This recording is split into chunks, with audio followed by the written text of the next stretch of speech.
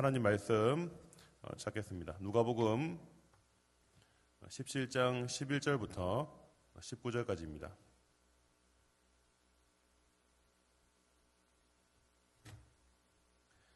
누가복음 17장 11절부터 19절까지의 말씀을 한 절씩 교독하시고 마지막 절은 함께 읽겠습니다. 예수께서 예루살렘으로 가실 때에 사마리아와 갈릴리 사이로 지나가시다가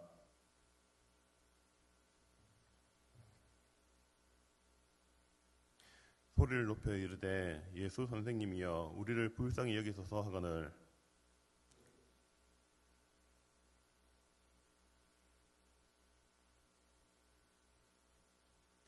그 중에 한 사람이 자기가 나은 것을 보고 큰 소리로 하나님께 영광 돌리며 돌아와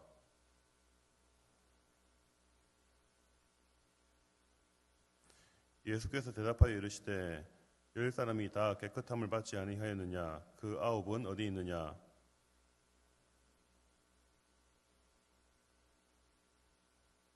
함께 읽겠습니다. 그에게 이르시되 일어나 가라 내 믿음이 너를 구원하였느니라 하시더라. 아멘. 축복합니다. 사랑합니다.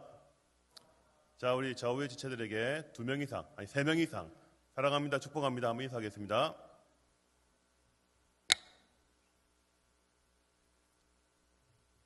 저 오랜만에 강단에 선 것 같습니다. 너무 반갑고요. 말씀을 준비하며 참 진짜 거짓말 안 보태고요. 진짜 마음이 설렜습니다. 말씀을 준비하면서 여러분 앞에 말씀을 전할 생각을 하니 가슴이 뛰고 오늘 이 예배를 통해서 어떤 일을 행하실까? 오늘 전하는 이 말씀이 하나님께서 어떤 일을 행하실까? 그러한 기대감이 참 컸습니다. 너무 기대가 되고 가슴이 설레고 진짜입니다. 여러분은 안 설레지만 저는 설렙니다. 저의 믿음대로 여러분 가운데 하나님께서 역사해 주시기를 부탁을 드립니다. 자, 오늘 저는 참 자유를 향해 소리 질러 조금 트렌디한 설교 제목을 한번 잡아보았습니다. 오늘 말씀을 시작하면서 고립, 외로움에 대한 이야기를 한번 해볼까 합니다. 고립, 외로움 참 힘들고 쉽지 않은 이야기입니다. 그죠? 제가 1교구도 요즘 섬기고 있는데요. 1교구 우리 성도님들은 70세 이상 어른들입니다. 그죠? 가끔씩 교회에서 이제 어른들을 이렇게 챙겨드리는 신방용품이나 선물이 좀 있어요. 그러면은 거동이 불편하신 어른들은 교회에 못 오니까 저하고 전도사님이 직접 댁에 방문을 해서 이렇게 챙겨드립니다. 여러분 위에 삼복도로가 망향로죠, 그죠? 망향로 삼복도로 동구 장애인 복지관 쪽이에요. 아시죠? 대충 위치 아시죠? 그 맞은편에 보면 좀 가파른 이렇게 골목이 하나, 그 계단이 있습니다. 그 계단으로 쭉 올라가다 보면은 우리 그 코로나 이후로 우리 교회에 거의 출석하지 못하는 어르신들이 꽤 좀 여러분들이 그곳에 살고 계시는데요. 계단이 이렇게 가파르고 젊은 사람인 저도 올라가기가 쉽지가 않더라고요. 계단이 가파르고 많으니까 어른들은 거의 그 계단을 오르내리기가 거의 불가능합니다. 그래서 어르신들은 교회에 가고 싶은 마음은 간절하지만 누군가가 도와주지 않으면은 교회에 이제 못 오시는 거예요. 가가지고 이렇게 교회에서 드리는 작은 선물 드리고 손을 꼭 잡고 기도해드리고 나오면요, 정말 마음이 너무 아파요. 나오면서 정말 창살 없는 감옥이구나 이런 생각이 들었습니다. 계단 때문에 그 계단을 내려오지도 못하고 교회에 오기가 너무 힘드신 거예요. 거기 사시는 분들 대부분은 자녀들은 같이 살지 않아요. 거의 대부분 독거 노인이시거든요. 정말 고립되신 분들이죠. 정말 소외받은 어르신들입니다. 그렇죠? 몇 년 전에 이런 일들이 있었어요. 여러분 밑에 국토관리청 아시죠? 국토관리청 맞은편에 그 맞은편 그 골목 안에 들어가 보시면 작은 주택들이 좀 많이 좀 촘촘히 있거든요. 그곳에 우리 교회에 오래 출석하신 어르신이 계셨는데 그 어르신이 수십 년 동안 혼자서 거기 사셨던 거예요. 80세 넘은 분이셨는데 몇 년 전에 제가 안타깝게 이분이 고독사 했다는 소식을 듣게 된 거예요. 너무 참 마음이 아팠습니다. 너무 마음이 힘들고 요양보호사님이 이게 어떻게 발견하게 된 거예요. 돌아가신 지가 며칠이 지나가 버린 겁니다. 정말 며칠 동안 제 마음이 참 너무 힘들었어요. 우리 주변에 참 이런 고립과 외로움 가운데 빠져 있는 분들이 참 많이 계시구나. 그런 이웃들이 이 동네에 참 많이 계시는 것 같아요. 기도 제목인 것 같아요. 그런 분들은 요양보호사에만 의존해야 될 것이 아니라 정말 우리가 기도하고 그분들을 좀 챙겨야 되지 않을까 이런 생각도 많이 해봅니다. 그런데 친구 여러분, 정말 더 안타까운 사실이 있어요. 무슨 얘기냐? 이 고립과 외로움에 이러한 이슈들이 70세 이상 노인들에게 국한된 문제라는 거예요. 아닙니다. 그렇죠? 우리도 지금 숱하게 이 고립의 문제, 이 외로움의 문제 가운데 사실 많이 놓여져 있어요. 여러분, 제 카톡에는요, 친구가 1000명이 넘어요. 강 목사님이 뭘 친구가 1000명이 많아요. 교회 사역 하다 보면요, 전화번호를 다 입력하잖아요. 제가 몇 교회를 거쳐봤잖아요. 그러다 보니까 어떻게 보니까 이게 친구가 1000명이 넘어가 보게 된 거예요. 제가 실제로 연락하는 분들은 우리 교회 성도님들 말고는 거의 없거든요. 그래서 요즘에 삭제 기능이 생겼습니다. 그래서 수시로 막 삭제를 합니다. 전화번호 있어도요. 그 많은 가상 공간에, 우리도 보면요, 여러분 가상 공간에 수천 명의 친구가 있습니다. 그죠? 여러분 팔로워가 많은 지체들도 있고, 이렇게 페이스북에 여러분 이게 친구들이 1000명 넘는 지체들 있잖아요. 그런데 한 가지 여러분 질문을 해봅시다. 그 친구들 가운데, 그 가상 공간에 있는 친구들 가운데 정말 여러분의 아픔과 고민을 정말 나눌 수 있는 친구가 몇 명 있느냐는 거예요. 자, 우리는 우리 SNS의 팔로워 숫자와 친구 숫자 가지고 안심을 하죠. 정작 내가 정말 마음이 괴롭고 어려울 때 나눌 수 있는 사람이 없는 거예요. 고립된 거죠. 가상 공간에는 수백 명, 수천 명의 친구가 있어도 실제로는 고립이 된 거예요. 이 상당히 심각한 문제라는 겁니다. 지금 여러분의 마음을 가장 힘들게 하는 이유들이 참 많이 있을 거예요. 그죠? 여러분, 저도 이제 반백년을 바라보는 저의 마음도 마찬가지인 것 같아요. 제 삶에도 그렇고 여러분도 마찬가지예요. 우리 마음에 가장 힘든 것 중에 하나가 뭐냐면 이 바로 고립감이에요. 외로움. 왜 누구도 나에게 손을 내밀어 주지 않는다는 이 뭔가 싸늘한 느낌, 여러분 이 느낌 아십니까? 아무도 내 고통과 내 마음의 어려움에는 관심을 가져주지 않는 것 같아요. 이러한 좀 어려움들. 뭔가 내 마음을 털어놓고 싶은데 털어놓을 사람이 없는 거예요. 심지어 가족들에게. 가족은 사실 더 힘들 때가 많습니다. 그죠? 이런 생각이 좀 들기도 했어요. 저 우픈말입니다. 우픈말. 무슨 얘기냐. 외로움이 내 친구고 고독이 내 멘토인가? 이런 생각까지 해보았습니다. 여러분은 좀 어떻습니까? 자, 이제 오늘 성경의 얘기를 한번 들어가 볼게요. 자, 성경의 세계를 들여다보면요, 이 고립과 외로움의 대명사들이 여러 등장을 하는데요. 오늘 우리가 읽었던 바로 이 나병 환자들입니다. 이 나병 환자들이 바로 성경에서, 우리 성경 안에서 볼 수 있는 고립과 이 외로움의 대명사들입니다. 왜 그렇습니까, 여러분? 레위기 13장, 14장을 보시면요, 나중에 여러분 읽으신 분들은 아실 거예요. 나병 환자들을 어떻게 이렇게 다루고 조치를 취해야 되는지 규례가 나타나는데요. 제사장에게서 나병 진단을 받으면 어떤 일이 벌어집니까? 즉시 공동체에서 격리돼 버립니다. 그죠? 격리돼 버리죠. 치료를 받아야 됩니다. 아주 무서운 피부병입니다. 개역 개정판 성경에서는 나병이라고 불리고, 제가 성경을 쭉 찾아보니까요, NIV 성경에서는 레프로시라고 합니다. 레프로시가 여러분 나중에 이거 찾아보시면요, 문둥병, 한센병이라고 표현을 합니다. 헬라어 원문도 찾아보니까요, 레프로스라고요. 레포라는 말이 피부가 벗겨지는 질환을 말하죠. 사실은 이 나병은 정확하게는 한센병과 정확하게는 일치하지는 않지만 이렇게 한센병으로 이렇게 이해를 하시면 됩니다. 제가 이 말씀을 준비하다가 나병, 이 한센병에 대한 이 이야기를 좀 제가 자료를 찾아봤거든요. 지금은 이 한센병이 치료제가 개발이 되었습니다. 쉽게 치료할 수 있는 질병이 되었어요. 그런데 이 20세기 이전까지는 이 질병은요, 아주 치명적인 질병이었습니다. 제가 20년 전 청년 시절이죠. 벌써 20년 전에 청년이라니까 좀 웃기긴 하네요. 벌써 저도 중년의 나이가 되어가고 있는데 20년 전인 것 같아요. 딱 2006년도에 갔던 것 같아요. 제 기억에. 제가 소록도에 한번 가본 적이 있습니다. 소록도에.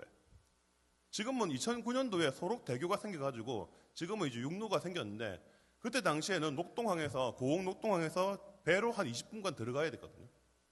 소록도에 갔는데 정말 얼마 남지 않았던 나 환자 어른들을 제가 만나 뵙고 왔거든요. 와, 정말 보자마자 정말 충격이었습니다. 너무 흉측한 모습을, 좀 죄송한 얘기면 너무 흉측하시더라고요. 코가 없고 손이 하나밖에 없어요. 깜짝 놀랐습니다. 얼굴이 그냥 녹아내리는 듯한 모습 아시죠? 너무 보기에 정말 너무 좀 민망할 정도였습니다.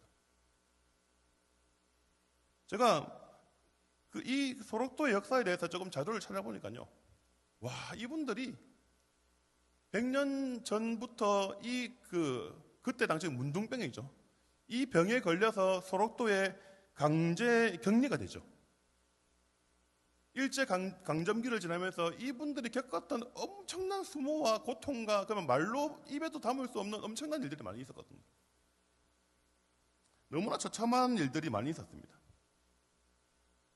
이 나병 환자들, 한센병에 걸린 사람들은 완전히 사회에서 격리가 되고 완전히 이렇게 터부시 되고 누구도 가까이 하지 않는 정말 사회에서 완전히 매장당하고 잊혀지고 고립되고 세상에서 가장 외로운 사람들이 바로 나병 환자들이었다. 자, 우리 예수님께서 오늘 본문에 보시면요. 예루살렘으로 가시는 길에 바로 이 나병 환자 격리소를 이렇게 지나가신 것 같아요. 그 격리된 사람들이 모여 사는 그 마을을 지나가신 것 같아요. 유대 땅에서 가장 소외되고 잊혀진 사람들, 누구도 관심을 가지지 않는 그런 사람들이 모여 있는 곳이었습니다. 절망의 늪에 빠져 있는 사람들이었죠. 그들은 그 당시는, 지금은 이제 치료가 되지만은 그 당시에는 치료를 위해 간 게 아니었죠. 그 사람들이 있으면은 공동체가 위험해지고 가정이 위험해지니까 그냥 멀리 떨어져 보낸 거예요. 거기서 감금이 되었습니다. 그죠? 나환자 격리소에서 수많은 환자들이 비참하게 죽어나갔습니다. 자, 성경에서는요, 이렇게 어떤 거리가 정확하게 나와 있지는 않는데, 그 전승들을 찾아보니까요, 나병 환자는 최소 2m 이상을 거리를 유지를 해야 된다고요. 절대 가까이 다가오서는 안 됩니다. 그리고 바람이 부는 날에는 전염성이 있으니까 최소 45m 이상 거리를 유지해야 했다고 해요. 제가 소록도의 역사를 보니까요, 정말 안타까운 일들이 참 많았어요. 지금은 한센병이 전염성이 없습니다. 근데 그 당시에는 전염성이 있다고 생각해서 그 한센병 환자들이 자녀를 낳잖아요. 그 자녀들을 가까이 할 수가 없었어요. 자녀는 따로 키워줬습니다, 병원에서. 그래서 한 달에 한 번 정기적으로 시간을 정해서 멀리 떨어져서 자기의 자녀를 보아야 했어요. 여러분, 생각만 해도 너무 아찔한, 너무 슬픈 이야기 아닙니까? 부모가 한센병에 걸리면 자녀가 보고 싶어도 자녀를 볼 수가 없었어요. 멀찍이 떨어져서 봐야 됐습니다. 여러분, 이 당시도 뭐 마찬가지였죠. 이 10명의 나병 환자들이 율법의 거리를 유지를 하면서 있었는데 저 멀찍이 예수님이 다가오십니다.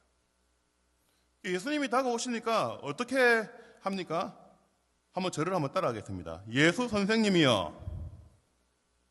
여러분, 그렇게 해가지고 예수님이 여러분 목소리 들으시겠습니까? 한 번 더. 예수 선생님이요. 우리를 불쌍히 여기소서. 큰 소리로 외쳤습니다. 큰 소리로. 예수 선생님! 제가 성량을 다해서 크게 지르면은 이 스피커가 나가버릴 수 있으니까 소리를 못 지르겠어. 예수 선생님! 우리를 불쌍히 여겨주세요. 가까이 할 수 없으니까요. 가까이 가면 부정타니까요.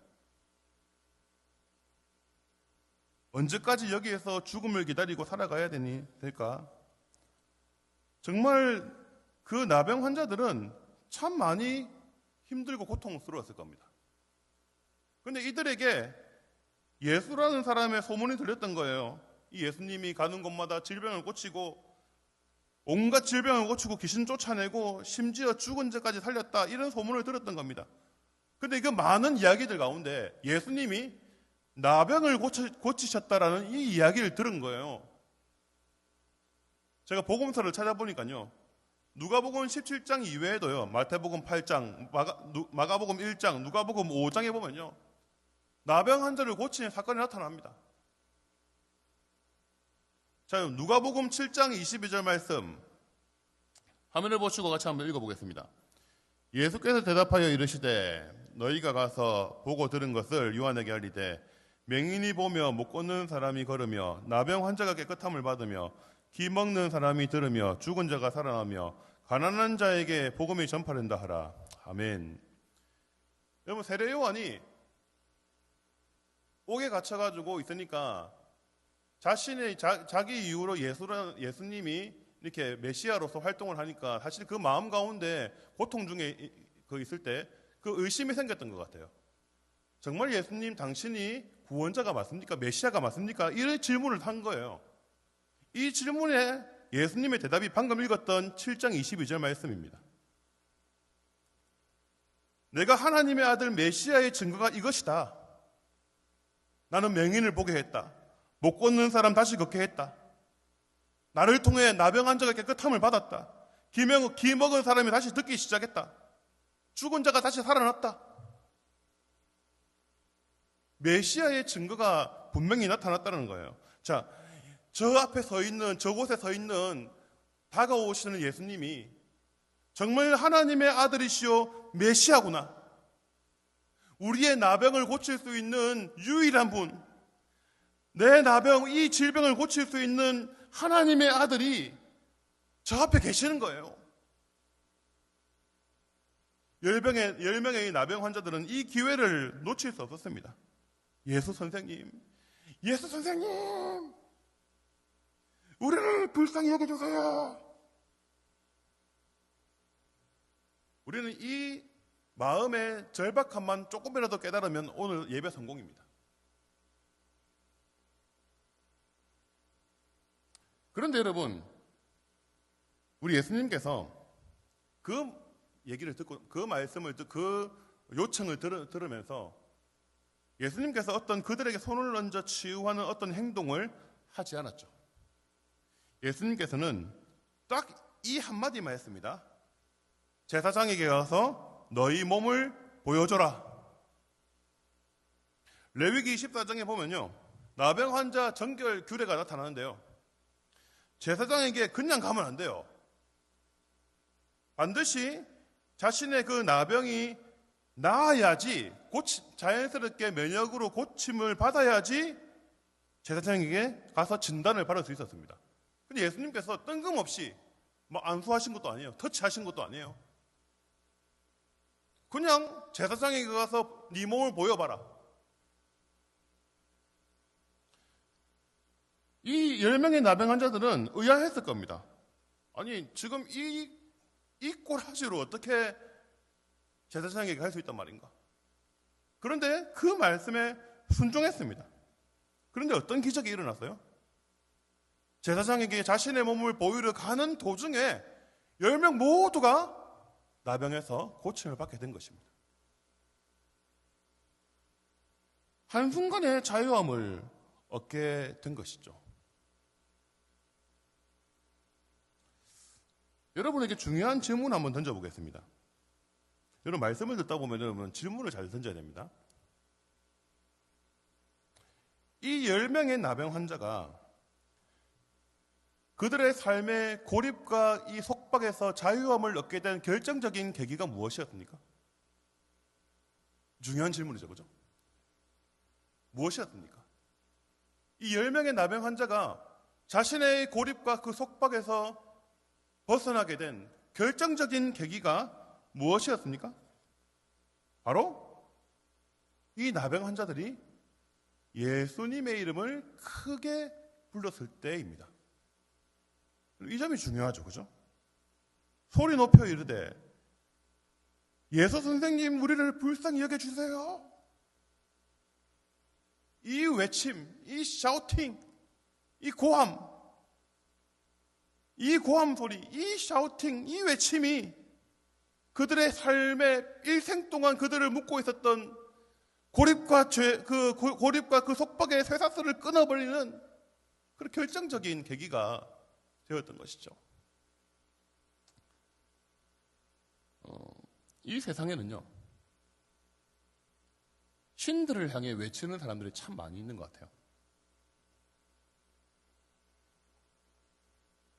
여러분 동남아에 많이 가보셨죠? 동남아에 가면 많은 나라들이 불교 국가입니다. 그죠? 불교 그 부처에게 막 기도하고 빕니다. 그죠? 중동에 가면 이슬람 국가들이 참 많죠. 그들은 하루에 몇 번씩 정한 시간 내에 알라에게, 마호메트에게 기도하고 구합니다. 간구합니다. 그런데 안타깝게도 부처의 이름은 구원의 이름이 아니죠. 알라의 이름도 구원의 이름이 아닙니다. 왜? 그들은 하나님의 아들이 아닙니다. 그들은 메시아도 아니고 그리스도가 아닙니다. 많은 사람들은 돈을 신으로 모시죠. 그죠? 우리나라처럼. 돈만이 나를 구원한다. 돈이 있어야 행복하다. 돈이 없으면 불행하다. 돈이 그리스도고 돈이 메시아입니다. 물질만이 나를 행복하게 할 수 있고 돈만이 나를 구원할 수 있다. 여러분 정말 그렇습니까? 나병 환자가 자신의 운명을 바꾼 그 모멘트, 그 순간이 언제였습니까? 돈 그리스도가 아니었어요. 부처 그리스도가 아니었어요. 알라 그리스도가 아니었어요.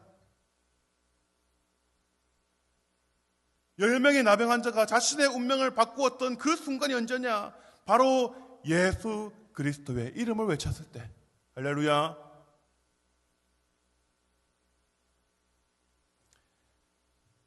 그 고립과 외로움의 그 감옥에 갇혀서 절망의 늪에 호적되고 있었던 그들에게 자유를 주었던 분 누구십니까? 바로 예수 그리스도.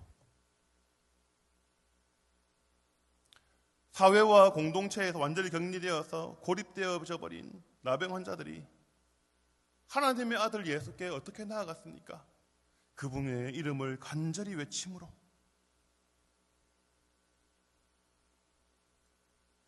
형제자매 여러분,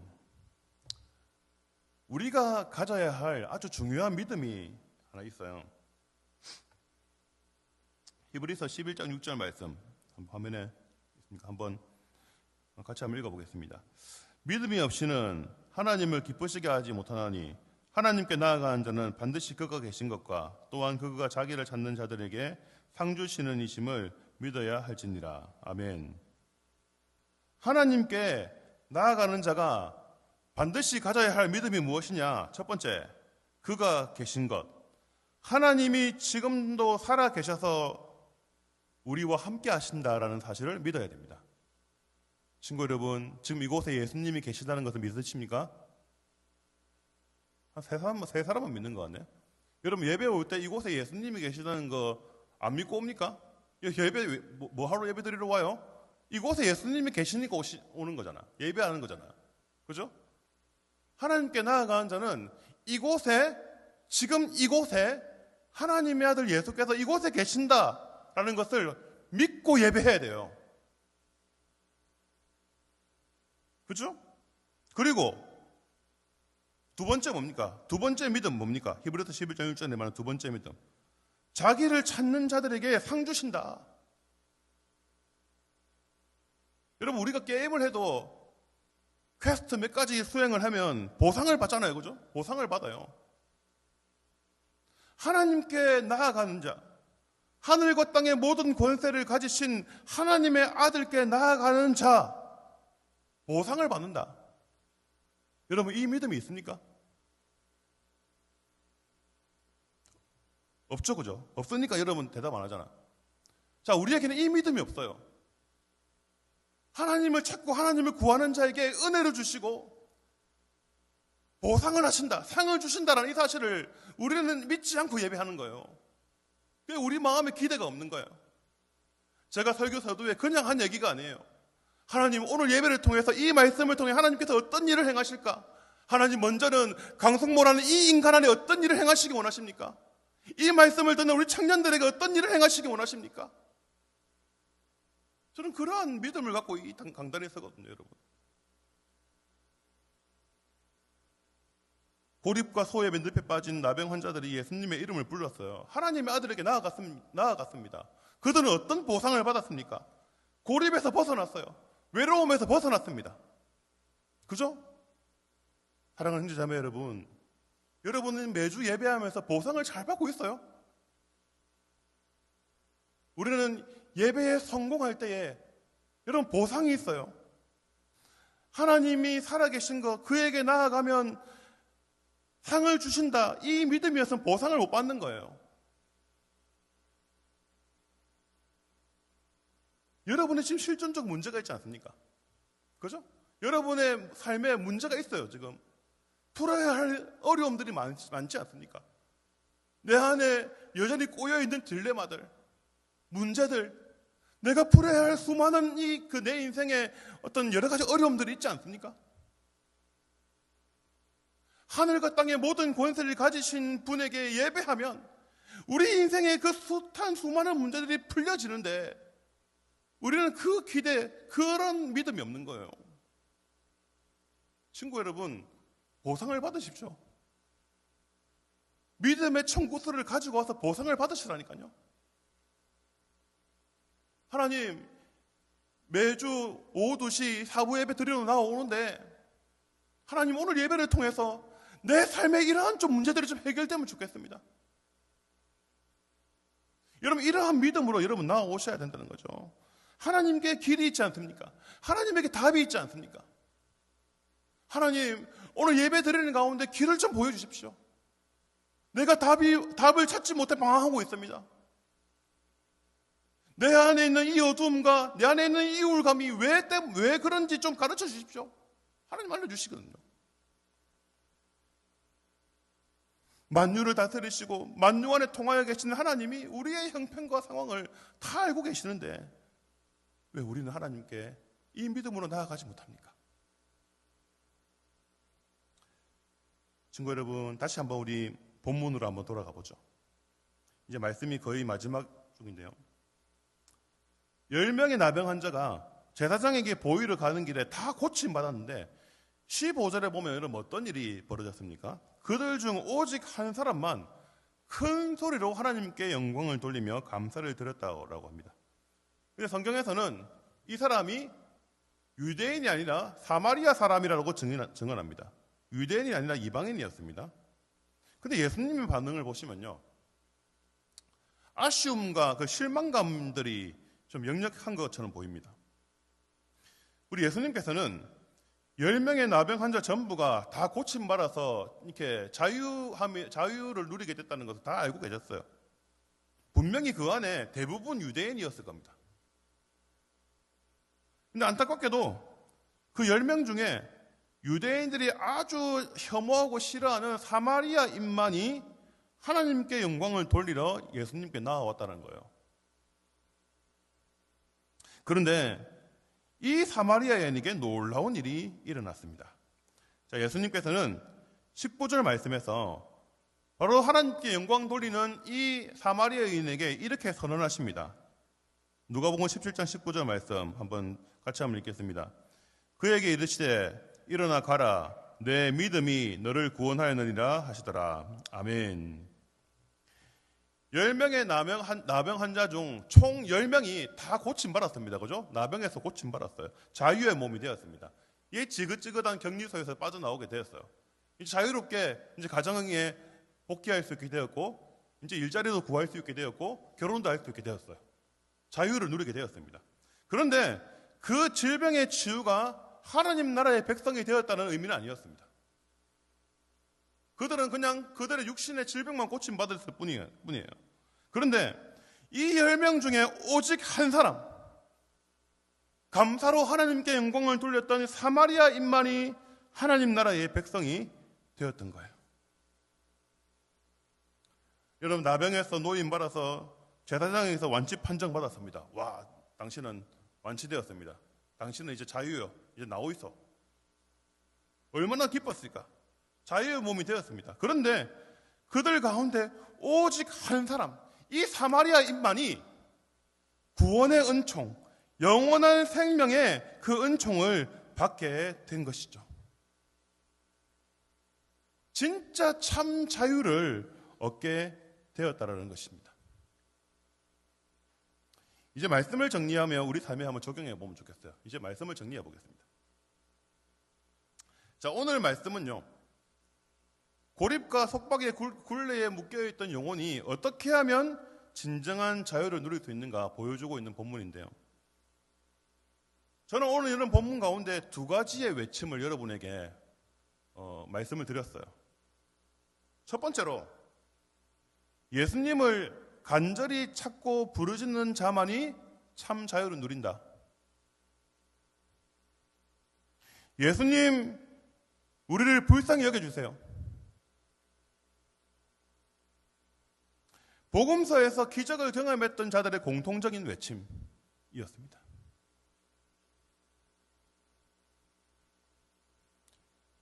이 조국 대한민국이 이제 거의 선진국 대열에 접어들었거든요. 정말 잘 사는 나라가 되었습니다.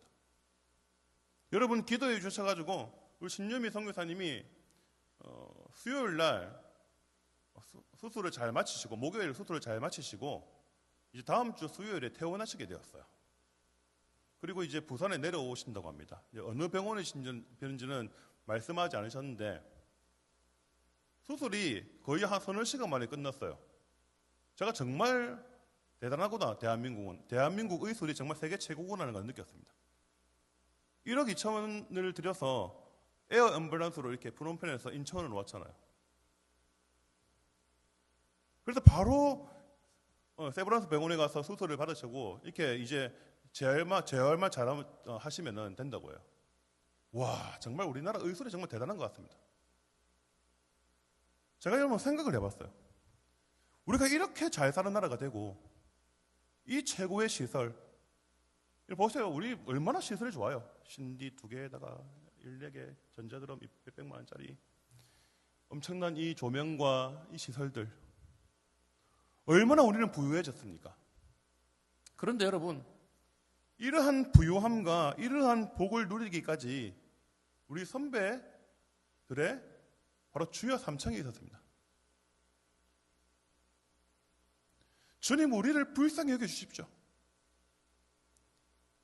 1950년 9월 중순에 여러분 이곳에서 있었던 일 아시죠?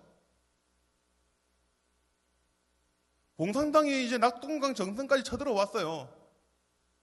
낙동강 정선만 뚫리면 우리나라 적화 통일되는 겁니다. 전국에 있는 모든 목사님들, 장로님들, 성도님들, 이 초량교회, 여기입니다. 여기 이 현장. 이 나라를 불쌍히 여겨달라고 눈물 콧물을 흘리며 이곳에서 기도했던 현장이거든요. 그 선배들의 그 외침, 주님, 우리나라를 불쌍히 여겨주십시오. 그 기도 때문에 100년이 되지 못해 우리나라는 선진국의 바늘이 접어들었습니다. 여러분 어떻습니까? 지금 여러분 가운데 예수님, 나를 불쌍히 여겨주십시오, 이 기도 해보신 적 있습니까? 우리는 주님의 이름도 제대로 부르지 않아요. 우리 양 목사님이나 저나 기도할 때 뭐 그래도 주님 한번 부르짖고 기도합시다 하면은 찬양팀하고 몇 사람만 주여하지 나머지는 주여도 잘 안 해. 여러분, 그렇게 여러분 인생에 믿을 만한 구석이 많습니까? 주님의 긍휼이 없이는 우리 어떻게 살아갈 수 있습니까?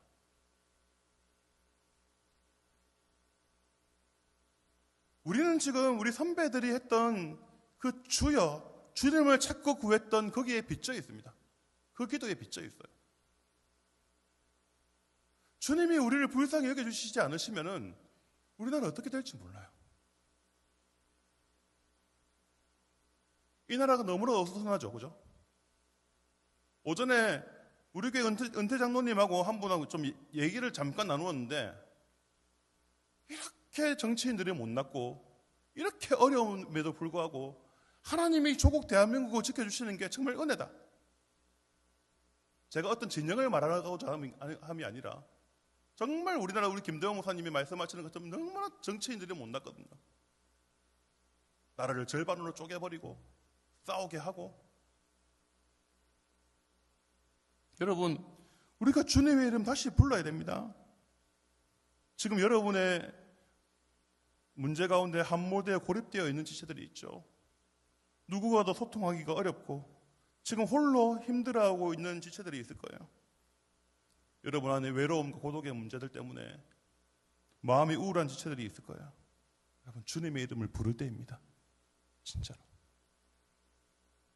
여러분, 한 번씩 저도 항상 마음이 좋을 때가 있는 건 아니에요.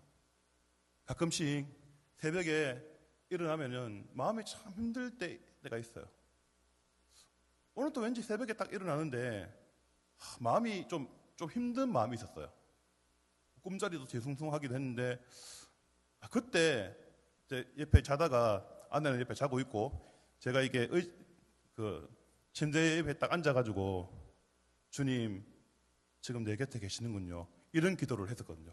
왜냐하면 마음이 뭔가 힘들고 어둡고 좀 힘들 때에 주님이 딱 내 앞에 계시거든요. 그때 주님 내 마음 잘 아시죠? 그렇게 그냥 잠깐 기도를 했었거든요. 주님을 찾으니까 우리 마음에 있는 우울함과 마음의 고통은 쉽게 풀어지더라고요. 친구 여러분, 주님의 이름을 부르세요. 진짜로. 기도할 이렇게 예배 때만 하지 말고 여러분 평소에 기도할 때도 여러분 방 안에서도 자기 전에 예수님 나를 불쌍히 여기십시오, 이렇게 기도하십시오. 거기에 모든 해답이 다 있습니다. 예수님 나를 불쌍히 여기십시오. 이렇게 여러분 5분만 기도하고 주무세요. 아침에 일어나면 주님 오늘 하루도 나를 불쌍히 여기십시오. 불쌍히 여겨달라는 기도에 우리 삶의 모든 해답과 응답이 그 안에 다 있습니다.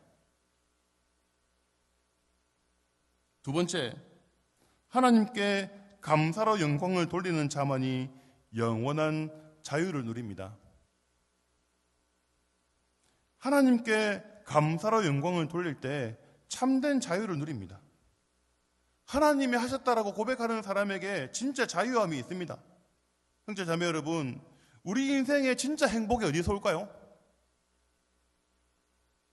우리 인생의 진짜 행복이 어디서 올까요? 우리 인생의 진짜 행복은 우리 삶의 빅 이벤트에서 오는 게 아니에요. 남들이 부러워할 만한 그런 빅 이벤트가 내 인생 가운데 있으면 좀 행복해질까요? 여러분 그런 생각 많이 하지 않습니까? 정말 남들이 부러워할 만한 빅 이벤트가 내 삶에 생기면 얼마나 좋을까? 그런데 그런 일이 생기면 생길수록 우리 마음의 고통과 부담은 가중되죠. 저도 짧은 인생 살면서 한 가지 깨달은 점이 있어요. 우리 삶에 정말 진짜 행복은요, 아주 사소한 감사에서 시작이 됩니다. 사소한 감사. 여러분 본당에 들어올 때마다 감사하세요? 우리 찬양팀 볼 때마다 감사하세요? 우리 임원단들 볼 때마다 감사하세요? 내 곁에 있는 저 형제 자매들 참 감사하다. 내가 지금 인볼브 되어 있는 이 사역, 사랑하는 교회, 우리 공동체, 우리 가정 참 고맙고 감사하다. 좌우의 형제 자매들에게 이렇게 한번 고백합시다. 친구야 참 고맙다. 자, 이렇게 한번 더 고백합시다. 친구야 내 곁에 있어줘서 참 고맙다.